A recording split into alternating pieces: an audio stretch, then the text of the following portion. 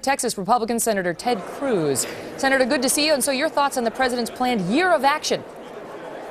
Well, you know, it's interesting because there was very little action there that was actually responsive to what the American people are feeling and what they're experiencing. If you listen to what he said tonight, he didn't say a single word that acknowledged that the Obama economic policies have resulted in the lowest labor force participation since 1978. Millions of Americans have lost his jobs because of the Obama economic policies, and sadly tonight he redoubled on so much people who are struggling the most to achieve the American dream. Sorry about that, Senator. We lost you for 1 second. I want to ask you about the president and what specifically he talked about, how government's role in our lives, because he said that what people want, a year of action, that's what most Americans want, for all of us in this chamber to focus on their lives and their hopes and their aspirations.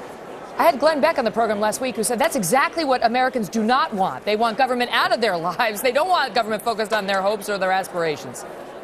Well, you know, we've had an awful lot of government focused on the lives of the American people, spying on our cell phones, on our emails, whether it's the NSA or the Consumer Finance Protection Bureau or HHS or the IRS. And you're right, a lot of Americans would like the government to butt out, but even more importantly, would like the government to stop putting massive regulations, massive taxes that are killing small businesses and killing jobs.